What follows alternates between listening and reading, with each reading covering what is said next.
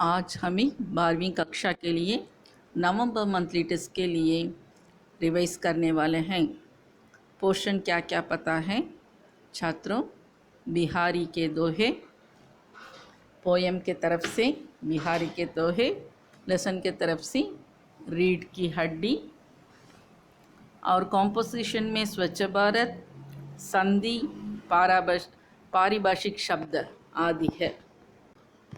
बिहारी के दोहे मेमोरी है, उसके बाद में कठिन शब्द, प्रश्नों के उत्तर, संदर्भ साहित्य वाक्य, सही उत्तर चुनकर खाली जगह पूरी कीजिए। इसमें पहले दोहा है, फर्स्ट वन, शीस मुकुट कटि काचनी कर मुरली उर्माल यही बानक मोमन सदा बसो बिहारी लाल। सेकेंड वन, चिरजीवो जोरी जुरई क्यों ना स्नेह गंभीर को घटिये वृषभानुजा वे हलदर के वीर। थर्ड वन, सोहत ओढ़े पीतपट श्याम सलोनी गात मनौ नीलमणि शैल पर आतपु पर्यौ प्रभाव। फोर्थ वन, या अनुरागी चित्त की गति समुझई नहीं कोई ज्यों ज्यों बूढ़े श्याम रंग त्यों त्यों उज्जलु होई। फिफ्थ वन, घरू घरू डोलत दीन है जनु जनु जाचत जाय दिए लोभ चश्मा छकनो लघु पुनि बड़ौ लखाई। क्वेश्चन आंसर में फर्स्ट क्वेश्चन, बिहारी लाल किस वेश में कृष्ण को मन में बस जाने की कामना करते हैं?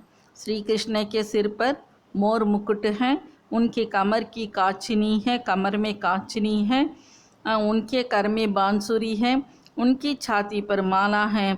इस रूप में श्री कृष्ण अत्यंत सुंदर लगते हैं। इसी वेश के कृष्ण को बिहारी लाल अपने मन बस जाने की कामना करते हैं।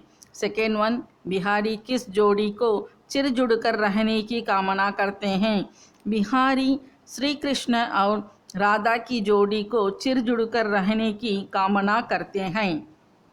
थर्ड वन, हलदर के वीर दोहे में किससे संबंधित है? हलदर के वीर दोहे में श्री कृष्ण से संबंधित है।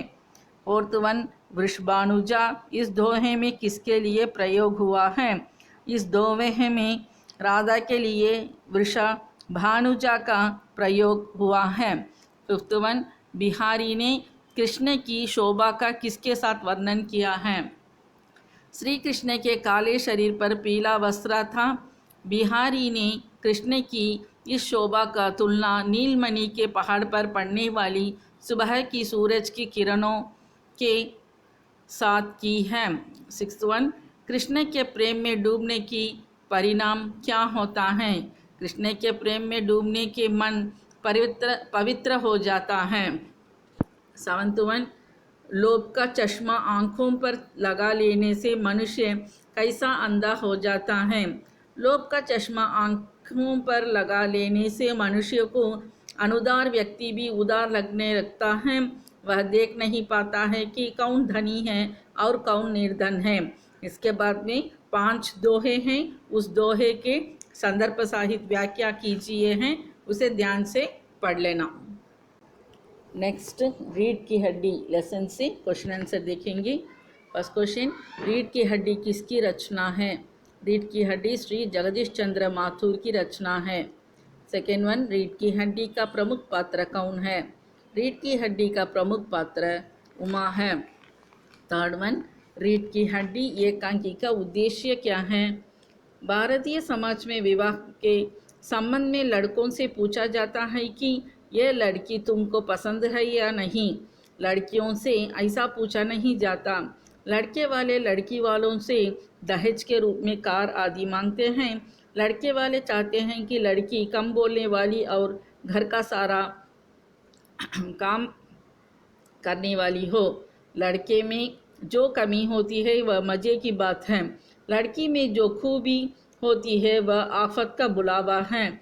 इन सब का उलट फेर कर लड़कियों को समान अधिकार दिलानी ही रीढ़ की हड्डी एकांकी की उद्देश्य है।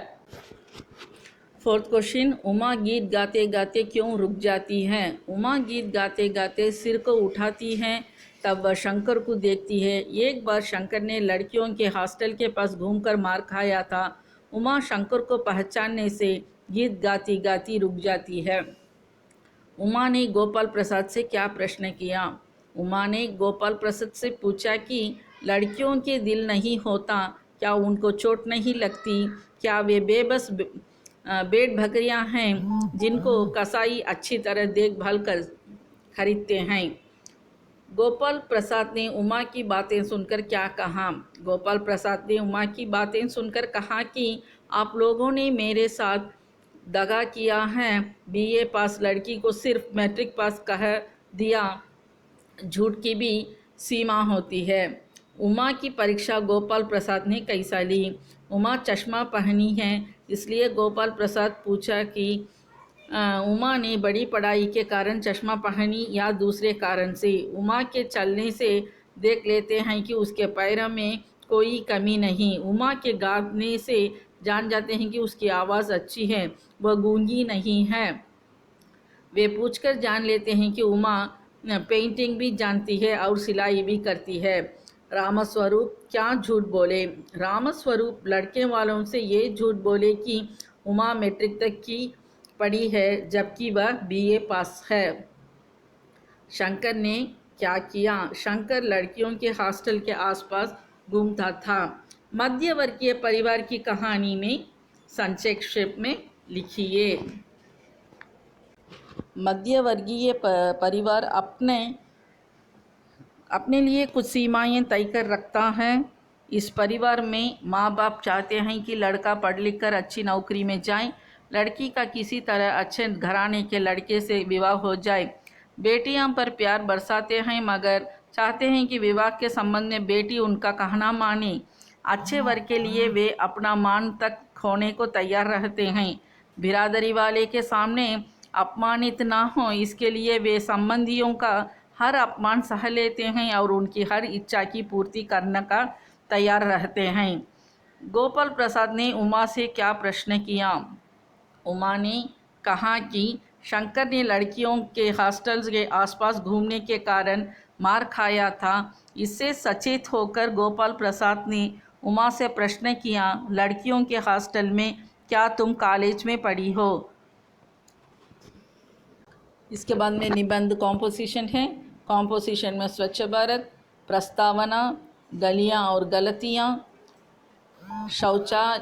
शौचालय, समाधान, प्रचार प्रसार, उपसंहार। लेसन की तरफ से संदर्भ साहित्य व्याख्या में 6 दिया गया है।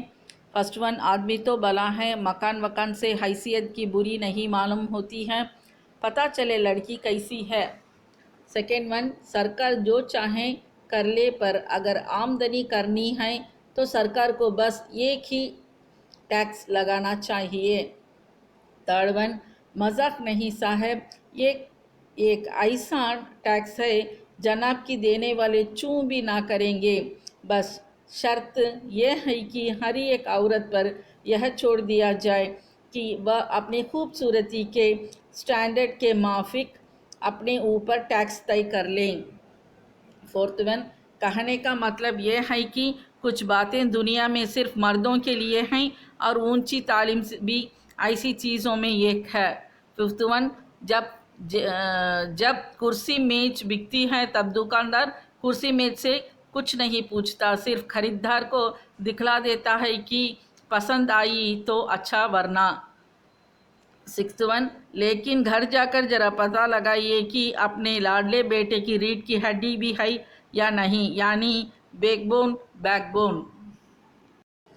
उसके बाद में होता है संधि कीजिए। यहाँ थोड़े वर्ड्स होते हैं, उसे ऐड करके नया वर्ड बिल्ड करना है, नया वर्ड कराना है, वही संधि कीजिए हैं। जैसा परम प्लस आनंद परमानंद, तदा प्लस एव तदय, दुह प्लस शासन दुशासन, चिकित्सा प्लस आलय चिकित्सालय, नमः प्लस ते नमस्ते। ऐसे नए वर्ड्स बनाना है। नेक्स्ट वन होता है पारिभाषिक शब्दावली, जो अंग्रेज़ी में जो वर्ड्स दिए गए हैं उसके हिंदी वर्ड्स लिखना है। बस ऐसे यही होता है आपका नवंबर मंथली टेस्ट का रिविज़न।